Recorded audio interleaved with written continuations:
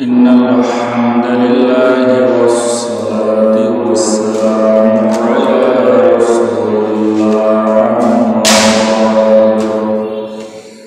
أعوذ بالله من الشيطان الرجيم بسم الله الرحمن الرحيم يا أيها الذين آمنوا إذا قمتم إلى الصلاة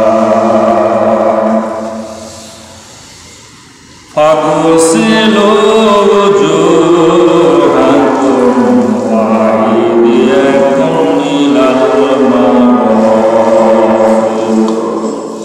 وامسحوا برؤوسكم وأرجلكم إلى الكعبين وإن كنتم جنبا فاطهروا وإن كنتم مرضى أو على سفر أو جاء أحد منكم من الغائط أو لامستم النساء فلم تجدوا ماء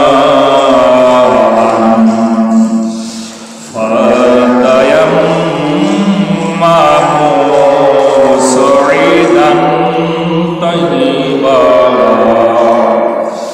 فامسحوا بوجوهكم وأيديكم منه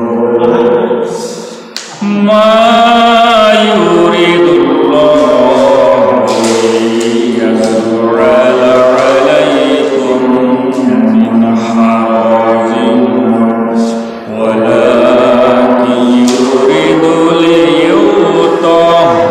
ليطهركم وليتم نعمته عليكم لعلكم تشكرون.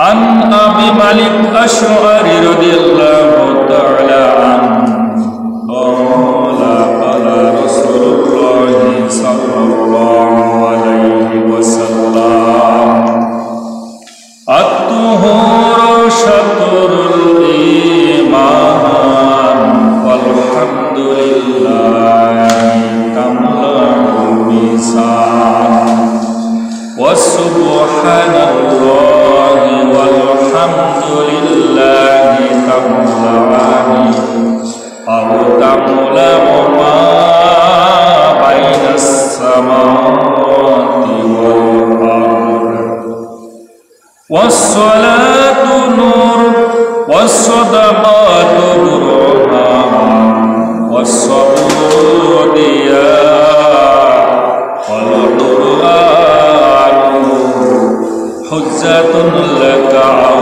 عليك كل الناس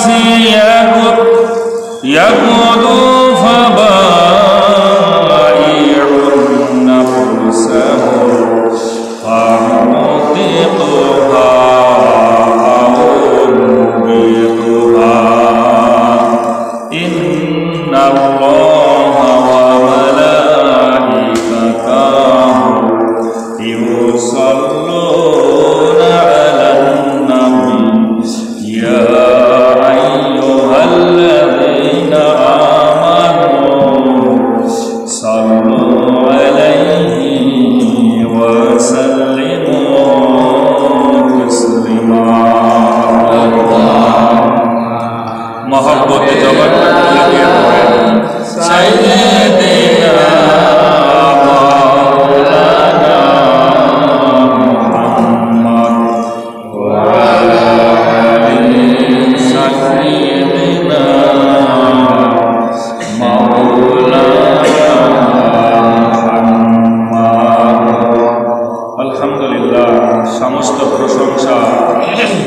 সুবহানাহু ওয়া তাআলার দরবারে দিনের পর দিন সপ্তাহ ঘুরে আমরা আবারও তার বেহেশতের বাগানে জুম্মার সালাত আদায় করার নিয়ত নিয়ে আমরা উপস্থিত হয়েছি।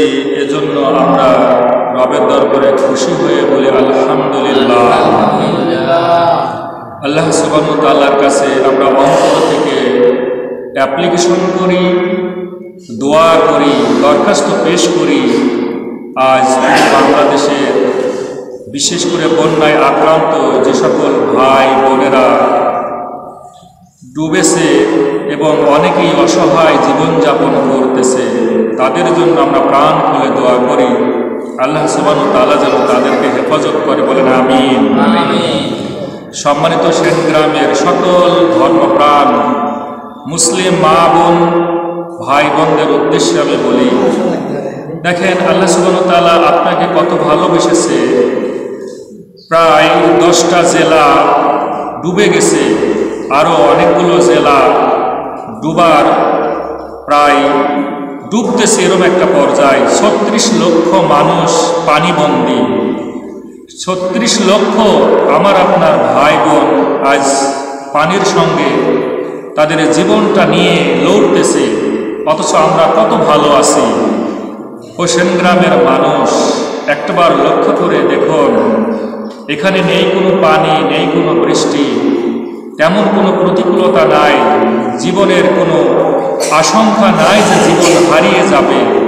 আল্লাহ সুবহানাহু ওয়া তাআলা আপনাকে আমাকে এত ভালোবেসেছেন, এরপরে ওই বেহেশতের বাগানে যদি আমরা না আসি তাহলে আমরা মনে করি যে আমাদের মতো কপাল পোড়া, আমাদের মতো দুর্ভাগ্য মানুষ হয়তোবা এই সেনগ্রামে আরেকটিও নাই। এজন্য আমি আহ্বান করব সকল মা বোনদেরকে, দয়া করে পরিবারের সকল পুরুষদেরকে আপনারা মসজিদের দিকে পাঠিয়ে দিন। আর অতি দুঃখের সঙ্গে আরেকটি বিষয় আপনাদেরকে অবহিত করব, সম্মানিত আমার সেনগ্রামের মা বোনেরা এবং চাচাজানরা ভাইয়েরা, দয়া করে বন্যার্তদের পাশে দাঁড়ানোর জন্য, বিশেষ করে যারা বন্যায় আক্রান্ত হয়েছে তাদের পাশে দাঁড়ানোর জন্য আমরা সাহায্যের হাত বাড়িয়ে দিই। আমরা যতটুকু পারি এই মসজিদে কিছু টাকা নিয়ে উপস্থিত হব, যাতে করে আমরা আল্লাহ সুবহানাহু ওয়া তাআলার সন্তুষ্টির জন্য, যেভাবে আমরা মসজিদে আসবো আল্লাহর সন্তুষ্টির জন্য, আল্লাহকে খুশি করার জন্য, জান্নাত পাবার জন্য, ঠিক সেই রবকে খুশি করার জন্য আমরা কিছু টাকা বাড়ির মা বোনরাও যদি আপনারা শেয়ার করতে চান, এই দুঃসহ সময়ে, অসহায়ের সময়ে, এই দুঃখময় সময়ে যদি আপনারাও পাশে দাঁড়াতে চান, আপনারাও পরিবার থেকে কিছু টাকা এই মসজিদে দিয়ে দিবেন। আর এখনও যদি মন চায় আপনারা নিয়ে এসে এই মসজিদ কমিটির যারা আছে তাদের হাতে দিয়ে দিবেন, যাতে করে আমরা আমাদের যে সকল ভাইয়েরা বাংলাদেশের আনাচে কানাচে বিশেষ করে বন্যায় আক্রান্ত হয়ে আছে তাদেরকে যেন আমরা সাহায্য করতে পারি। আজ আপনি যদি আক্রান্ত হতেন, আপনি যদি আজ বিপদে পড়তেন, ঠিক আপনার পাশে কিন্তু আপনারই আর এক মুসলিম ভাই বোনেরা দাঁড়াতো, ঠিক কিনা? দাঁড়াতো না? দাঁড়াতো। এজন্য আমাদেরও উচিত তাদের পাশে আমাদের দাঁড়ানো। আসুন আমরা কোরআনুল কারীম এবং হাদিসের আলোকে আজকের এই সপ্তাহের একটি ক্লাসে গুরুত্বপূর্ণ সময়ে গুরুত্বপূর্ণ নসিহা আমরা আমাদের জীবনে মেনে নিব এবং মৃত্যু পর্যন্ত এগুলো আমল করার চেষ্টা করব ইনশাআল্লাহ। আল্লাহ রাব্বুল আলামিন যদি কাউকে ভালোবাসেন তাহলে কিছু জিনিস আল্লাহ সুবহানাহু ওয়া তাআলা সেই বান্দাকে উপহার দেন। প্রণেতা কোরআনুল কারীম আল্লাহ রাব্বুল আলামিন কাউকে ভালোবাসলে তাকে জ্ঞান দান করেন। কি দান করেন? বুৎপত্তি, জ্ঞানের বুৎপত্তি দান করেন। আল্লাহ রাব্বুল আলামিনের কোরআনুল কারীম সূরা আল বাকারা, দ্বিতীয়তম সূরা আল বাকারা 269তম আয়াতে কারিমার মধ্যে ডাক দিলেন, ইউতিল হিকমাতা মান ইয়াশা ওয়া মান ইউতাল হিকমাতা ফাকাদ উতিয়া খায়রান কাসীরা।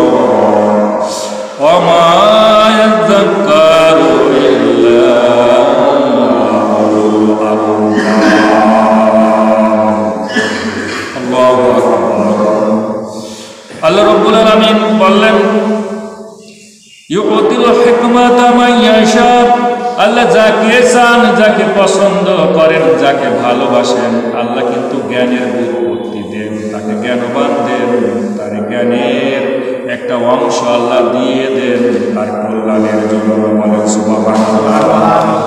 আল্লাহ কিন্তু সবাইকে জ্ঞান দেন না, সবাইকে কিন্তু হিকমা দেন না। আল্লাহ যারে ভালোবাসে মাইয়াশা, যাকে ইচ্ছা করেন, যাকে ভালোবাসেন, কেবল তাকেই আল্লাহ রাব্বুল আলামিন এই হিকমা দিয়ে থাকেন, জ্ঞান দিয়ে থাকেন। অমাইয়ুতাল হিকমাতা ফাকাদ উতিয়া খায়রান কাসীরা। আল্লাহ ডাক দিয়ে বললেন, আমি যাদেরকে হিকমা দিয়ে জ্ঞান দিই, ওই মানুষগুলো সবচেয়ে পৃথিবীর মধ্যে দামি সম্পদ, সবচেয়ে উত্তম জিনিসটাই সে আমার কাছ থেকে পায়। আর এই যে হিকমা দেয়, জ্ঞান আল্লাহ রাব্বুল আলামিন দেয়, জ্ঞানটা পেয়ে, হিকমাটা পেয়ে এই মানুষগুলো কিন্তু আল্লাহকে ভুলে নাই। ওমা ইয়াযাক্কারু ইল্লা উলুল আলবাব।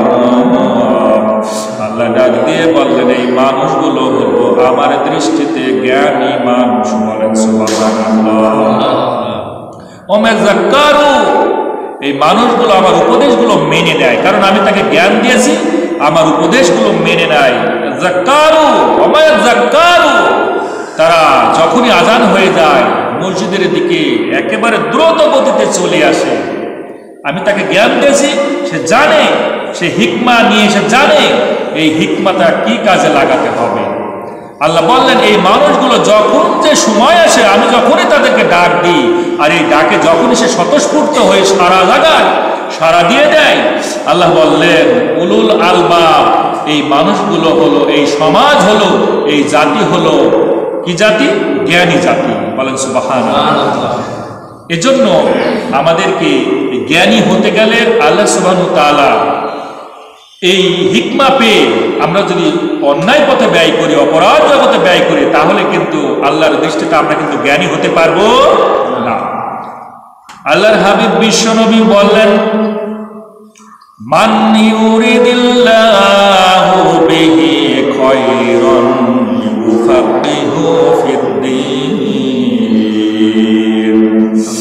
আল্লাহ রাব্বুল আলামিনের হাবিব বিশ্বনবী বললেন, আল্লাহ যদি কাউকে ভালোবাসে, ওই মানুষটাকে আল্লাহ রাব্বুল আলামিন জ্ঞানের বুৎপত্তি দিয়ে থাকেন, জ্ঞানীবান করে দেন, জ্ঞানের আধার দিয়ে দেন। আর ওই জ্ঞান নিয়ে মানুষগুলো সমাজের সবচেয়ে ভালো ভালো কাজ করে। বলেন সুবহানাল্লাহ। পৃথিবীর মধ্যে আমরা যদি দু একটা উদাহরণ দিই, আমরা জানি আমাদের প্রত্যেকটা মুসলিম উম্মার তাম দুনিয়ার মধ্যে 4 জন ইমাম আছে। ইমামে আজম যাকে বলা হয় আবু হানিফা রাহমাতুল্লাহ আলাইহি, ইমাম শাফি, ইমাম মালিক, ইমাম হাম্বল, এই যে 4 জন ইমাম। ইমামে আজম আবু হানিফা রাহমাতুল্লাহ আলাইহি আল্লাহ এত জ্ঞান দিয়েছিলেন, এত ভালোবাসা দিয়েছিলেন। আমরা যদি কয়েকটা ঘটনা দেখি তাহলে বুঝতে পারবো। ওই সমাজের মধ্যে ইমাম আবু ইউসুফ রাহমাতুল্লাহ আলাইহি ঘটনাটা বর্ণনা করতেছেন। ওই সময়ের মধ্যে একজন স্বামী এবং একজন স্ত্রী। স্বামী তারে বলল, কোন একটা কারণবশত রাগের বশবর্তী হয়ে স্বামী স্ত্রীকে বলল, তুমি যদি আমার সঙ্গে কথা না বলো, যতক্ষণ তুমি কথা বলবা না, ততক্ষণ আমি আমার ওয়াদা রাখবো, আমি তোমার তালাক দিব।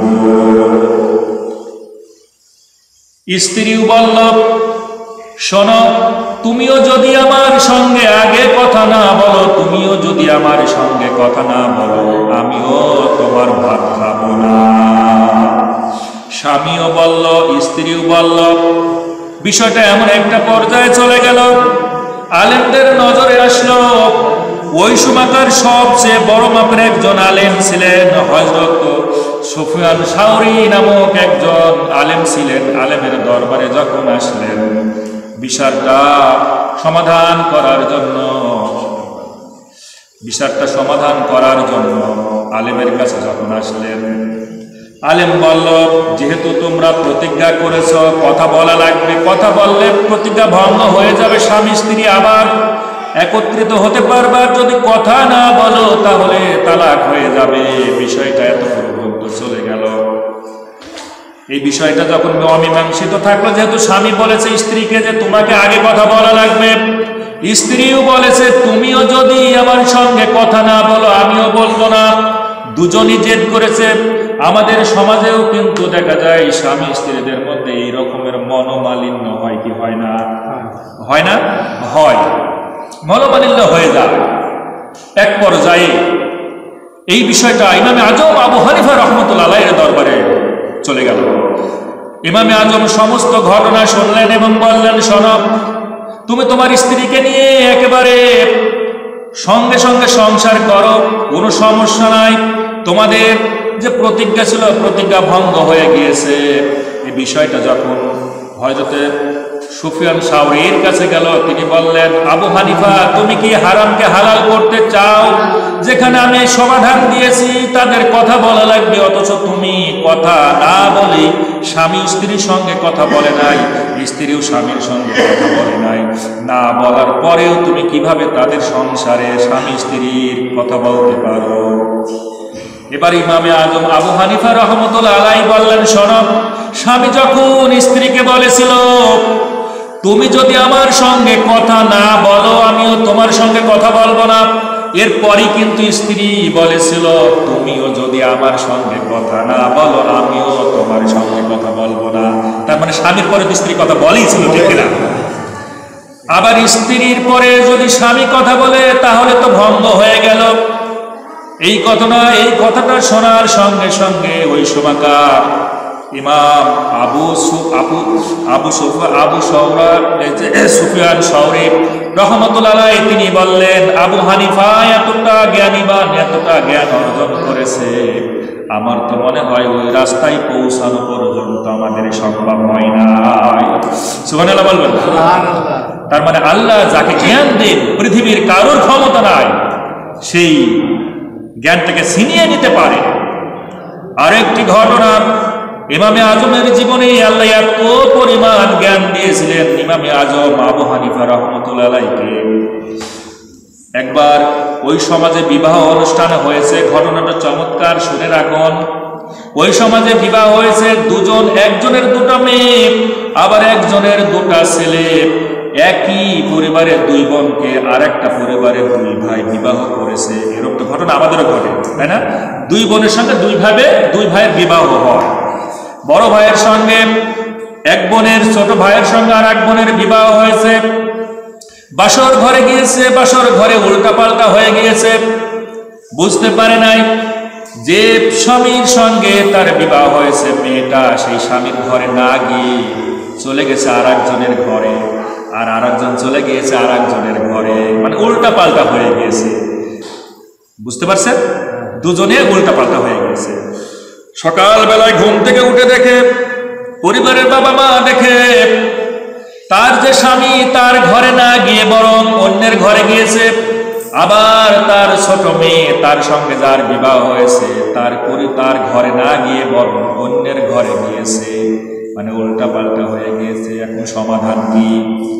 হঠাৎ করে ওই সময় ওই পরিবারের কর্তা দুজনকে দাওয়াত দিলেন।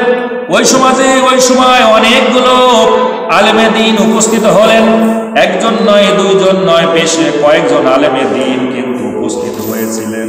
উপস্থিত হওয়ার পর তাদের কাছ থেকে জানতেছিলেন। হযরত ওয়াকি রাহমাতুল্লাহ আলাইহি ঘটনাটা বর্ণনা করতেছেন। হযরত সুফিয়ান সাওরী, মিসআর, মালিক ইবনে মিগওয়াল, জাফর ইবনে জিয়াদ, হাসান ইবনে সালিহ সকলেই ওই সময়কার বড় বড় আলেম ছিল। ওর মধ্যে সবচেয়ে বড় মাপে ছিল হযরত সুফিয়ান সাওরী। তিনি সিদ্ধান্ত দিলেন, যেহেতু ঘটনাটা ঘটেই গিয়েছে ভুলবশত, তার মানে কোনো সমস্যা নাই, যাও, যার সঙ্গে যার বিবাহ হয়েছে চলে যাও তাদের ঘরে, আর কিন্তু মহরণা দেওয়া লাগবে, মহরণা আদায় করা লাগবে। এই সিদ্ধান্ত যখন নিল, বিষয়টা কেমন হলো এরপরেই কিন্তু আবু হানিফা রাহমাতুল্লাহ আলাইহির কাছে আসলেন আরো জানার জন্য। আবু হানিফা রাহমাতুল্লাহ আলাইহি সব ঘটনা শুনলেন এবং বললেন, শোনো, ওই দুইজন মেয়েকে এবং দুই পরিবারের দুইজন সন্তানকে, ওই এক পরিবারের দুই সন্তানকে আমার কাছে আনো। আনার পর যার সঙ্গে তার বাসর ঘর হয়েছে, ছেলেকে বলল, তুমি যার সঙ্গে বাসর করেছো তাকে তোমার কি ভালো লেগেছে, পছন্দ? বলে হ্যাঁ। মেয়েকে বলল, তুমি কি এনার সঙ্গে থাকতে চাও? বলো হ্যাঁ। এরপরে যার সঙ্গে যার রাত্রি যাপন হয়েছে, উভয়ের সম্মতিক্রমে আবার তাদের সঙ্গে বিবাহের ব্যবস্থা করে দেওয়া হলো। দেখেন, নাহলে সারাটা জীবন তো জিনার কাতারে দাঁড়ানো হতো, ঠিক কিনা? কি জ্ঞান আল্লাহ দিয়েছিলেন ইমামে আজম আবু হানিফা রাহমাতুল্লাহ আলাইহির!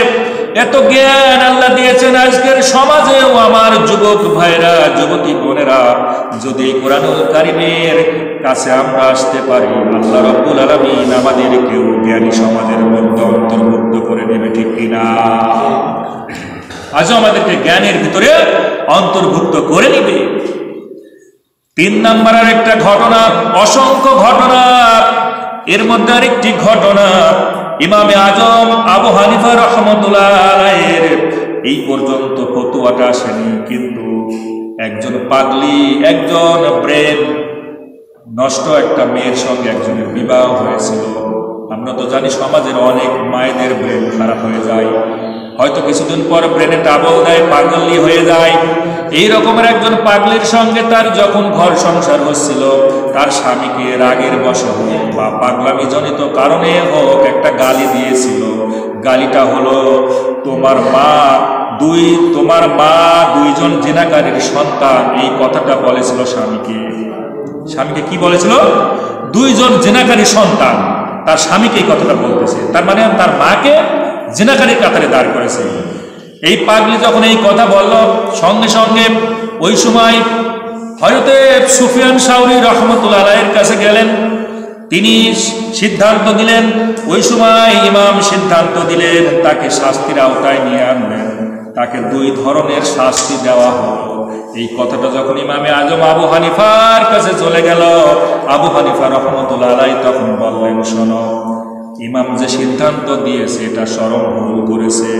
1 নম্বর বিষয় হলো, তিনি এক পাগল মহিলার উপর শাস্তি প্রয়োগ করেছে, অথচ যিনি পাগল হবে তার জন্য সমস্ত বিধান রহিত হয়ে যায়, পাগলের কোনো বিচার হয় না। যিনি পাগল, মাথাটা নষ্ট, ব্রেনের সমস্যা, এই পাগল যদি কোনো কিছু ঘটায় ফেলে, কোনো কিছু করে ফেলে, তার উপর শরিয়া কোনো বিধান থাকে না। 2 নম্বর, মসজিদে শাস্তি দিয়েছিলেন, অথচ মসজিদ হলো একটা নিরাপত্তার জায়গা। মসজিদ কি? একটা নিরাপত্তার জায়গা। আজও বাংলার জমিনে আমরা মুসলমান দাবি করে 95%, অথচ দেখা যায় মসজিদ পর্যন্ত মুসল্লিদের উপর হামলা চালানো হয়, ঠিক কিনা? কত ঘটনা ঘটেছে বাংলাদেশে, যে পুলিশ পর্যন্ত উঠে নরপিশাচের দল, এই শাসকদের শোষিত দল শোষণ করেছে। এই দলগুলো এসে এই মসজিদের মধ্যেও মুসল্লিদের উপর আঘাত করেছিল, অথচ মসজিদ হলো সবচেয়ে নিরাপদ এবং নিরাপত্তার একটা জায়গা। 3 নম্বর, মহিলাকে দাঁড়ানো অবস্থায় শাস্তি দেওয়া যাবে না। ইসলামের দৃষ্টিতে কোনো মহিলা যদি অপরাধ করে আর তার উপর যদি সাজা হয়, তাহলে কোনো মহিলাকে দাঁড়ানো অবস্থায় শাস্তি দেওয়া যাবে না। তাকে কি করতে হবে? বসা থাকা অবস্থায় তার উপর শাস্তি প্রয়োগ করা হবে, সরই বিধান। 4 নম্বর বললেন, মহিলাটি যেহেতু ওই পাগলি মহিলা একটি শব্দ দিয়ে তাকে অপবাদ দিয়েছিল, তার জন্য একটা বার শাস্তি জায়েজ হতো, কিন্তু তাকে 2 রকমের শাস্তি দেওয়া হয়েছিল।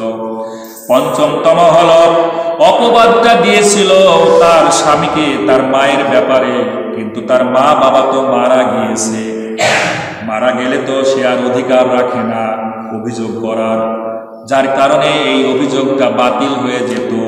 আর 6 নম্বর বিষয় হলো, প্রথম শাস্তি, কারোর উপর যদি 2টা শাস্তি ইসলামে বরাদ্দ হয়ে যায়, প্রথম শাস্তি দেওয়ার পর ওই শাস্তিটা ততক্ষণ পর্যন্ত থাকবে, লোকটা যতক্ষণ না সুস্থ হবে।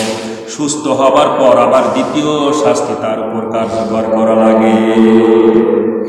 এই 6টা পয়েন্ট ইমাম আজম আবু হানিফা রাহমাতুল্লাহ আলাইহি চমৎকার করে তিনি বললেন। দেখেন, এই জন্য এই পৃথিবীর মধ্যে আল্লাহ সুবহানাহু ওয়া তাআলা যাকে ভালোবাসেন, ইউতিল হিকমাতা মাইয়াশা, আল্লাহ যারে ভালোবাসেন তারে কি দেন? কার কি দেন? জ্ঞান দেন। সুতরাং এই জ্ঞান পেতে গেলে কার কাছে আসা লাগবে? এই কোরআনুল কারিমের কাছে আসা লাগবে। এই কোরআনুল কারিম আমাদেরকে পড়া লাগবে। পৃথিবীর আপনি যত বড় টাই পড়েন না কেন, আর যত বড় ভার্সিটি থেকে পড়াশোনা করে আসেন না কেন, যদি কোরআনুল কারিমের আলিফ বা তা সা আপনি যদি না জানেন, এই কোরআনের কসম, এই কোরআনুল কারিমের মালিকের কসম, আপনি একজন মূর্খ। ঠিক কিনা? ঠিক কিনা আমার যুবক ভাইরা? ঠিক কিনা? এজন্য এই কিতাবের জ্ঞান আপনাকে নেওয়া লাগবে, এই কোরআনুল কারিমের জ্ঞান আপনাকে নেওয়া লাগবে। আপনাকে প্রত্যেকটা দিন শিডিউল করে নিতে হবে। আমি সকালবেলায় অন্তত 5 আয়াত পরিমাণ পড়াশোনা করব, এরপরে 5 আয়াত পড়ে তার আমি তাফসীরটা করব, বুঝবো আল্লাহ সুবহানাহু ওয়া তাআলা এর মধ্যে কি বলেছে। এই পৃথিবীর মধ্যে যত ভাষা আছে তার মধ্যে সবচেয়ে সহজ ভাষার নাম কি? কোরআনুল কারিমের ভাষা। এটা আমার কথা না, এই ব্যাপারে আমি অসংখ্য দলিল আপনাদের সামনে উপস্থাপন করতে পারব। আসুন আজকে যে বিষয়টি নিয়ে কথা বলবো এবং যে বিষয়ের আলোকে কোরআনুল কারিম থেকে তেলাওয়াত করেছি, সেটা হলো পৃথিবীর মধ্যে, তাম দুনিয়ার মধ্যে অমুসলমান থেকে যখন মুসলমান হয় তখন সর্বপ্রথম কি লাগে? ঈমান লাগে। ঈমান আনয়ন করতে হয়। তার মানে ঈমান হলো সর্বপ্রথম। আর ঈমান আনার পর এই পৃথিবীতে যত আমরা আমল করি না কেন, সব আমল গ্রহণযোগ্যতা হতে গেলে তার পূর্ব শর্ত হলো পবিত্রতা হওয়া লাগে। কি ঠিক কিনা? কি লাগে? পবিত্রতা হওয়া লাগে। অর্থাৎ পবিত্রতা অর্জন ছাড়া নামাজ কবুল হবে। এই যে আমরা মসজিদে এসেছি, অজুবিহীন কে এসেছেন একটাবার হাত তুলে দেখাইতো? আমরা সবাই উজু করে এসেছি, ঠিক কিনা? তার মানে পবিত্রতা। পৃথিবীর মধ্যে আপনাকে আমাকে সকলকে যদি আল্লাহ সুবহানাহু ওয়া তাআলার এই বিশেষ করে যা কিছু করবে ইবাদত বন্দেগী কবুল হতে গেলে সর্বপ্রথম লাগে কি? কি লাগে? পবিত্রতা লাগে। আর এই পবিত্রতার ব্যাপারে আমি কোরআনুল কারিমে কয়েকটি শব্দ পেয়েছি। একটা হলো আত-তাহরা। আত-তাহরাত মানে পবিত্রতা। এই আত-তাহরাত এই শব্দটা কোরআনুল কারিমের ভিতরে আল্লাহ সুবহানাহু ওয়া তাআলা দিয়েছেন 18টা সূরার 26টা আয়াতে 31 বার আল্লাহ দিয়েছেন। বলেন সুবহানাল্লাহ। সবাই কিন্তু সুবহানাল্লাহ বলতেছেন, আলহামদুলিল্লাহ। এরপরে আরেকটি শব্দ হলো তয়্যিবা। এই তয়্যিবা মানেও পবিত্র। এই শব্দটা, এই তয়্যিবা শব্দটা আল্লাহ কোরআনুল কারিমের মধ্যে দিয়েছেন 10টা সূরার 15টা আয়াতে 16 বার দিয়েছেন। বলেন সুবহানাল্লাহ। হাদাস মানে অপবিত্র, নাপাক। এরপরে জুনুব, জুনুব এই শব্দটা হলো অপবিত্র। এটা কোরআনুল কারিমে 3টা সূরার 4টা আয়াতে 4 বার আল্লাহ দিয়েছেন। বলেন সুবহানাল্লাহ। তো দেখেন এই মর্যাদা এবং গুরুত্ব বিবেচনায় ঈমানের পর সর্বাধিক এবং সবচেয়ে হিকমতপূর্ণ, সবচেয়ে গুরুত্বপূর্ণ যে ইবাদত সেটা হলো সালাত। ঠিক কিনা? পৃথিবীর মধ্যে যত ইবাদত, যত বন্দেগী যা কিছু করবেন, সব কিছুর মধ্যে সর্বপ্রথম হলো ঈমান আনয়ন করা। এরপরে সর্বপ্রথম এই ঈমানের পরে সবচেয়ে গুরুত্বের দিকে হলো সালাত আদায় করা। ঠিক কিনা? আল্লাহ রাব্বুল আলামিন এই ব্যাপারে কোরআনুল কারিমে দলিল দিলেন। সূরা আল বাকারা, দ্বিতীয়তম সূরা আল বাকারার তৃতীয়তম আয়াতের ভিতরে আল্লাহ বলেন, আল্লাযীনা ইউমিনুনা বিল গায়বি ওয়া ইউকিমুনাস সালাতা ওয়া মিম্মা রাযাকনাহুম ইউনফিকুন। আল্লাহ রাব্বুল আলামিন দলিল দিয়ে দিলেন, ঈমান আনার পর সবচেয়ে গুরুত্বপূর্ণ যে ইবাদত, ঈমান আনার পর সবচেয়ে যে মূল্যবান ইবাদত, সেই ইবাদতের কথা কিন্তু আল্লাহ জানিয়ে দিলেন। আল্লাহ রাব্বুল আলামিন ডাক দিয়ে বললেন, আল্লাযীনা ইউমিনুনা বিল গায়বি। আল্লাহকে দেখা যায় না, না দেখে আল্লাহ রাব্বুল আলামিনের উপর আমাদের ঈমান আনা লাগবে। ঠিক কিনা?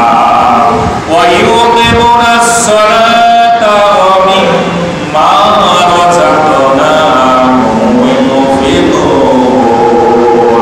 এরপরে আল্লাহ বললেন, আমার ঈমান আনার পর আমার উপর দ্বিতীয় কাজ হলো সালাত প্রতিষ্ঠা করা। ঠিক কিনা? সালাত প্রতিষ্ঠা করা ঈমান আনার সর্বপ্রথম সবচেয়ে গুরুত্বপূর্ণ ইবাদত হলো সালাত আদায় করা। এরপরে আল্লাহ বললেন, ওয়া মিম্মা রাযাকনাহুম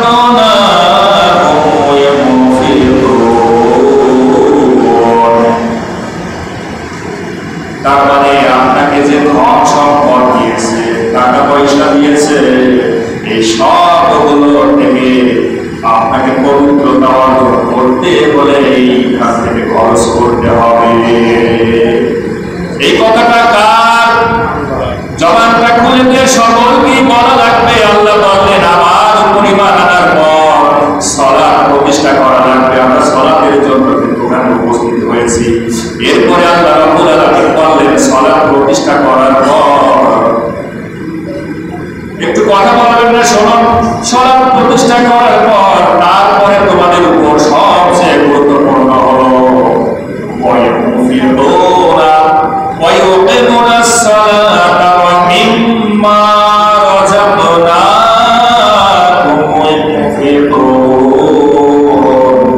আমি তোমাদেরকে যা দিয়েছি সেখান থেকে খরচ করা লাগবে। আমরা কারা কারা আল্লাহ সুবহানাহু ওয়া তাআলা রাস্তায় খরচ করতে একদমই চাই না? হাত তুলে দেখায়। তারপরে আমরা যারা বসে আছি আমরা সবাই আল্লাহ রাস্তায় খরচ করতে চাই, ঠিক কিনা? কারণ সম্পদ দিয়েছেন কে? এই সম্পদের কথা বলে আমাদের কণ্ঠ কিছু হয়ে যায়। আর যখনই মানে ফ্রি যদি বলা হয় জান্নাত দেওয়া হবে তখন কিন্তু আমাদের কণ্ঠটা উঁচু হয়ে যায়, ঠিক কিনা? এই জন্য আমাদেরকে কিন্তু ওই রকম হলে চলবে না। আল্লাহ রাব্বুল আলামিন সূরা বনী ইসরাঈল 17 সূরা বনী ইসরাঈলের 29তম আয়াত কাউরে মোবাইল থাকলে একটু বলে দেখেন। আল্লাহ বলেন ওয়ালা তাসরাল ইয়াদা কামা তুলা তাইলা উনুকা ওয়ালা তাবসুতনা কুল্লাল বাসতি ফাতাকুলা মালুমা মাহসুরা। আল্লাহ ডাকতে বলেন শোনো, ওহে ঈমানদার মানুষগুলো শোনো, যারা ঈমানের দাবি করো, তোমরা তোমাদের এই সম্পদগুলোকে তোমাদের হাতগুলোকে এমন ভাবে ঢুকিয়ে রেখো না, তাকে গলায় বেঁধে রেখো না, আবার একবারে খোলাও ছেড়ে দিও না। যদি তুমি তোমার হাতকে একেবারে গলায় বেঁধে রাখো তুমি নিন্দিত হয়ে যাবা, আর যদি খোলাও ছেড়ে দাও তাহলে তুমি নিঃস্ব হয়ে যাবা। এই কথার হাকিকত কি? হাকিকত হলো এই হাতকে গলায় বেঁধে রাখা মানে কৃপণতার কথা আল্লাহ বললেন। আল্লাহ বললেন খবরদার খবরদার, হাতকে গলায় বেঁধে রেখো না, হাতকে খোলা ছেড়ে দাও। আর একবারে এমন ভাবে ছেড়েও দিও না, মানে সম্পদগুলো একবারে সব দান করে দিও না, যাতে করে তুমি নিঃস্ব হয়ে যাও। আল্লাহ এটাও নিষেধ করেছে, ঠিক না? তার মানে মধ্যম পন্থা অবলম্বন করা লাগবে। সম্পদ যে রব দিয়েছে সেই রবের সন্তুষ্টির জন্যই কিন্তু আমাদেরকে খরচ করা লাগবে, ঠিক না? এই যে মসজিদে আমরা উপস্থিত করেছি, বলেন তো কাকে সন্তুষ্টি করার জন্য? আল্লাহ। সবাই জবানটা খুলে দিয়ে বলেন, এই যে মসজিদে উপস্থিত হয়েছি কাকে সন্তুষ্ট করার জন্য আমরা এখানে উপস্থিত হয়েছি? আল্লাহ। আল্লাহ সুবহানাহু ওয়া তাআলা সন্তুষ্ট করার জন্য। তো ঠিক আমরা যে দান খয়রাত করব, আমরা যে সম্পদ থেকে ব্যয় করব, এই ব্যয়টা কাকে সন্তুষ্ট করার জন্য করব? আল্লাহ। সেই একই অর্থে করার জন্য করব, ঠিক কিনা? তার মানে পৃথিবীর মধ্যে আপনি যত ইবাদত বন্দেগী করেন, তিনটা পদ্ধতিতে আপনার ইবাদত বন্দেগী করা লাগবে। এই তিনটা পদ্ধতির একটা পদ্ধতি যদি আপনি সঠিকভাবে পালন না করেন তাহলে বোঝা যাবে আপনি প্রকৃত মুমিন হতে পারেন না। এক নাম্বার হলো কওলি, মৌখিক ভাবে আল্লাহর শুকরিয়া আদায় করা লাগবে। দুই নাম্বার হলো আমলি, আপনাকে দৈহিক ভাবে শুকরিয়া আদায় করা লাগবে। তিন নাম্বার হলো ইনফাক ফি সাবিলিল্লাহ, ঠিক না? আল্লাহর রাস্তায় দান করা লাগবে। চতুর্থ নম্বর আরেকটা আমি গবেষণা করে পেলাম, 4 নম্বর ইবাদত যদি আপনাকে করা লাগে সেটা হলো আমলি, একটা দৈহিক, সাথে সাথে ইনফাক ফি সাবিলিল্লাহ, আল্লাহর রাস্তায় খরচ। তার মধ্যে একটা হলো হজ করা, ঠিক কিনা? হজ করতে গেলে টাকাও লাগে, আবার দৈহিক ভাবে তাকে পরিশ্রম করা লাগে, ঠিক কিনা? এটা হলো যে আপনাকে আমলি প্লাস ইনফাক ফি সাবিলিল্লাহ, এই দুটাই কিন্তু আপনাকে আঞ্জাম দেওয়া লাগে। এই 4টা পদ্ধতির বাইরে কোনো পদ্ধতি আমি পাই না। আর এই 4টা পদ্ধতি আপনাকে মেনে দেওয়া লাগবে যদি আপনি সত্যিকারে মুমিন হতে চান। আজকের আলোচনা ছিল যে এই পবিত্রতা বিষয় নিয়ে।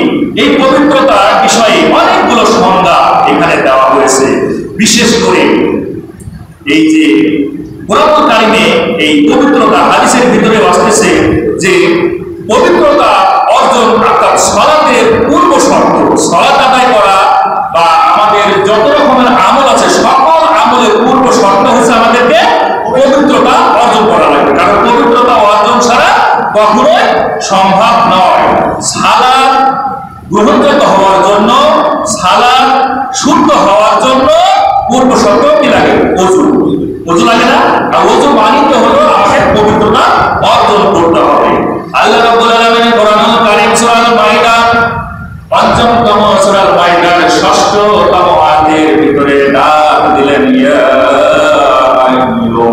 আইয়ুহাল্লাযীনা আমানু ইযা কুমতুম ইলাস সালাত।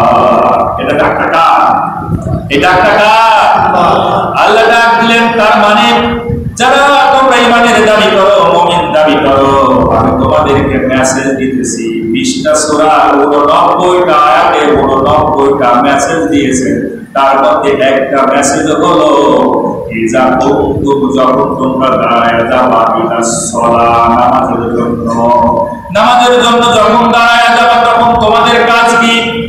আল্লাহ রাব্বুল আলামিন কিন্তু বলে দিয়েছেন ফাগসিলু উজুহাকুম, অবশ্যই তোমরা পবিত্রতা অর্জন করবা। কিভাবে? তোমরা তোমাদের মুখমণ্ডলকে ধৌত করো।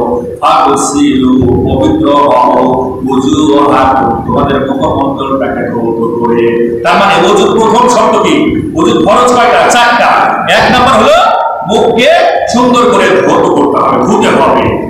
2 নাম্বার আল্লাহ রাব্বুল আলামিন কোরআনুল কারীমের মধ্যে জানিয়ে দিলেন, ওয়া আইদিয়াকুম ইলাল মারাফিক, তুমি তোমার কোমর পর্যন্ত, অর্থাৎ 2 হাতকে ধৌত করো কোমর পর্যন্ত 3 বার। মুখমণ্ডল ধোয়ার পর কোমর পর্যন্ত একেবারে 3 বার ধোয়া লাগবে। 3 নাম্বার শর্ত, 3 নাম্বার ফরজ আল্লাহ রাব্বুল আলামিন বললেন।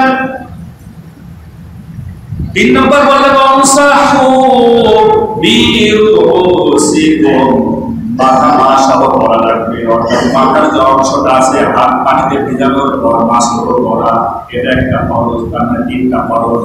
আর 4 নম্বর ফরজ আল্লাহ বললেন ওয়া আরজুলুকুম ইলাল কাবাইন, আল্লাহ বললেন তোমার তিনটে দিক পর্যন্ত, বাইরে যে দিক আছে টাকনো আছে, এই টাকনো পর্যন্ত 2 পাকে 3 বার না, 2 পাকে ধৌত করা লাগবে। বলেন সুবহানাল্লাহ। এই 4টা ফরজ হলো ওযু। এরপরে আপনাকে কিন্তু সালাত আপনার শুদ্ধ হবে, গ্রহণযোগ্য হবে। এটা পবিত্রতা করতে গেলে ঠিক কিনা? এই পবিত্রর ব্যাপারে অনেক কথা আছে। আমি একেবারে সংক্ষেপে যতগুলো পাঠ্য দিয়েছে তার মধ্যে একটা আত্মহরা হলো পবিত্রতা। এটা পোশাকের পবিত্রতা বোঝায়। আত্মইমা মানে আপনার খাদ্যের পবিত্রতা বোঝায়। অর্থাৎ আমার যে দেহ আছে এই দেহটা পবিত্র করা লাগবে কি লাগবে না বলেন তো? আমার যে দেহ আছে দেহটা পবিত্র করা লাগবে না?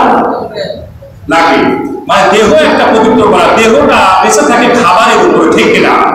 আর তহরাত বলতে আপনার এটাকে পোশাক পরিচ্ছদ, আপনার বাহ্যিক যে ওযুর মাধ্যমে, গোসলের মাধ্যমে, তায়াম্মুমের মাধ্যমে পবিত্রতা অর্জন করতে হয়।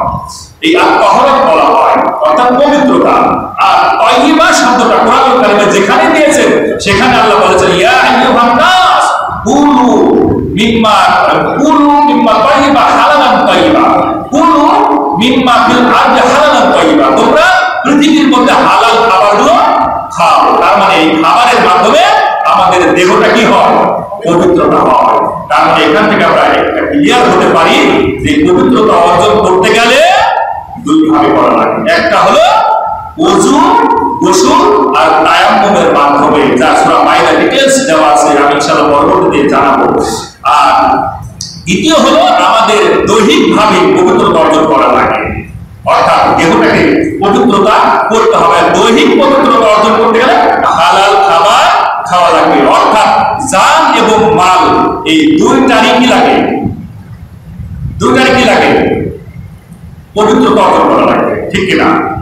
আপনি আপনার বাহ্যিকটা, আপনি টয়লেট থেকে আসলে আপনাকে পবিত্র হওয়ার জন্য কি করা লাগবে? ওযু করা লাগবে। ঠিক কিনা? কিন্তু আল্লাহ রাসূলের একটা হাদিস আছে, বিখ্যাত হাদিস, আলা মনে রেখো, জেনে রেখো, ওয়া ইন্না ফিল জাসাদি মুদগা, তোমার দেহের মধ্যে এক টুকরা মাংস আছে, মুদগা আছে, ইজা সালাহাত সালাহাল জাসাদু কুল্লুহু, আরে দেহের মধ্যে ওই টুকরাটা যদি পবিত্র হয়ে যায় তাহলে তোমার গোটা শরীরটাই পবিত্র হয়ে যায়। বলেন সুবহানাল্লাহ। আবার আল্লাহর হাবিব বললেন, ওয়াইজা ফাসাদাত ফাসাদাল জাসাদু কুল্লুহু, আর তোমার দেহের মধ্যে এক টুকরা মাংস আছে, যদি অপবিত্র হয়ে যায় তাহলে গোটা শরীরটাই অপবিত্র হয়ে যায়। ঠিক কিনা? আল্লাহ রাসূল সাহাবীদেরকে প্রশ্ন করলো, আমার সাহাবীরা বলতে পারো এই জায়গাটার নাম কি, ওই গোশতের টুকরার নাম কি, তোমরা বলতে পারো? আল্লাহ রাসূলকে সাহাবীরা প্রশ্নের জবাব দিয়ে বললেন, আল্লাহ এবং তার রাসূল ভালো জানে।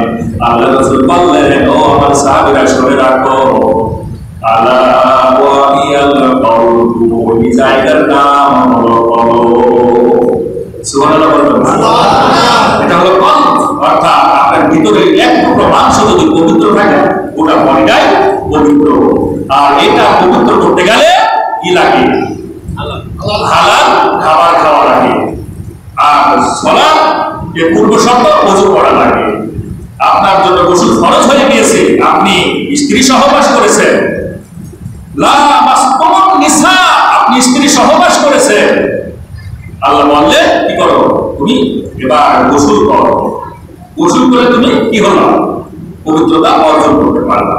আমি সমস্ত কিছু সামারাইজ করে দেখেছি যে দুইটা জিনিসকে আপনার পবিত্র করা লাগবে, একটা হলো জান আর একটা হলো মাল।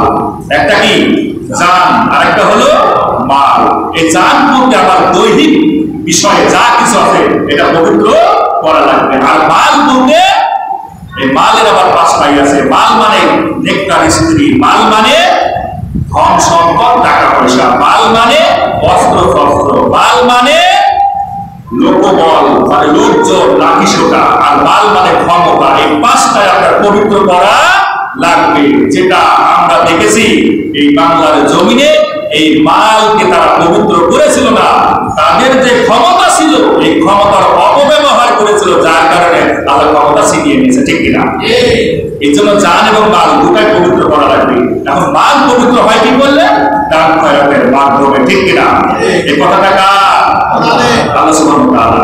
সম্মানিত আমার ভাইরা, আমার প্রাণ প্রিয় মুসলিম, একটা আজ বাংলাদেশে আমরা যে এত ভালো জায়গায় আসি, অথচ দেখা যাচ্ছে প্রায় 10টা জেলা ডুবে গেছে। 36 লক্ষ, আমি আয়োজক পেপারে দেখলাম 36 লক্ষ পানিবন্দী ছোট্ট ছোট্ট মাসুম বাচ্চাগুলো, আহারে কচি কচি মুখ, মানে তাকালে হৃদয়টা কেটে যায়, চোখ দিয়ে পানি পড়ে যায়। এত সুন্দর চমৎকার এই বাচ্চাগুলো একেবারে পানির মধ্যে ডুবতেছে। কাউকে হাড়ির মধ্যে নিয়ে রেখেছে, কাউকে বালতির মধ্যে নিয়ে রেখেছে।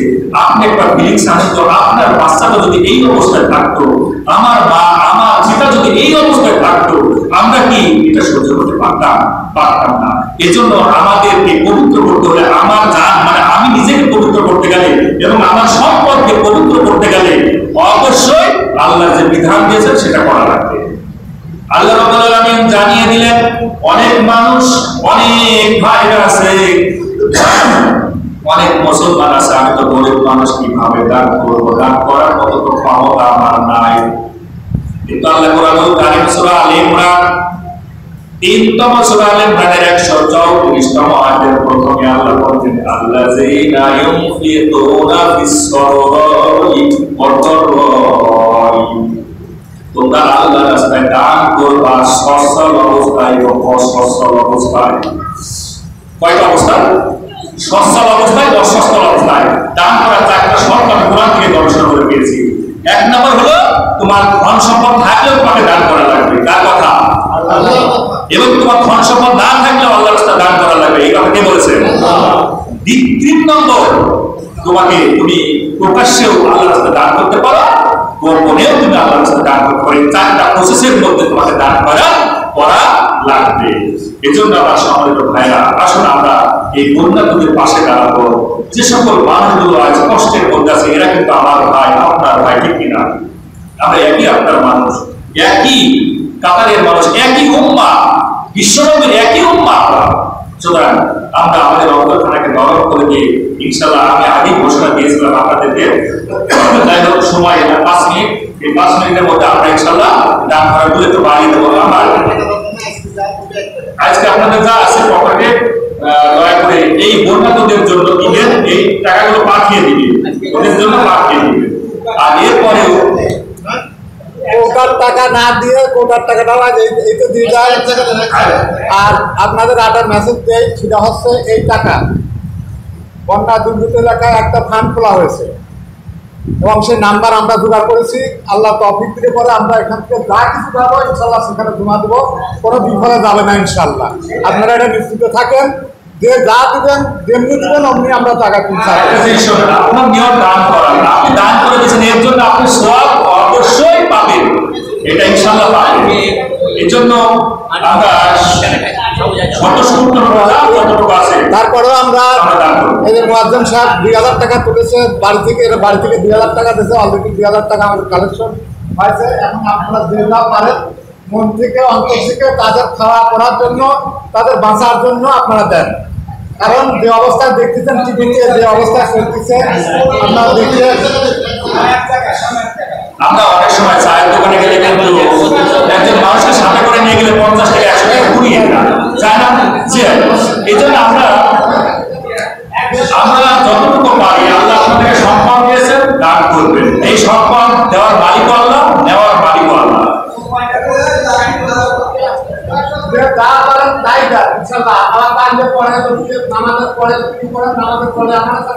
আপনারা যদি দিতে চান বিকেল বেলায়, তারপরে আপনারা রাতের বেলা এসে দিয়ে দেন।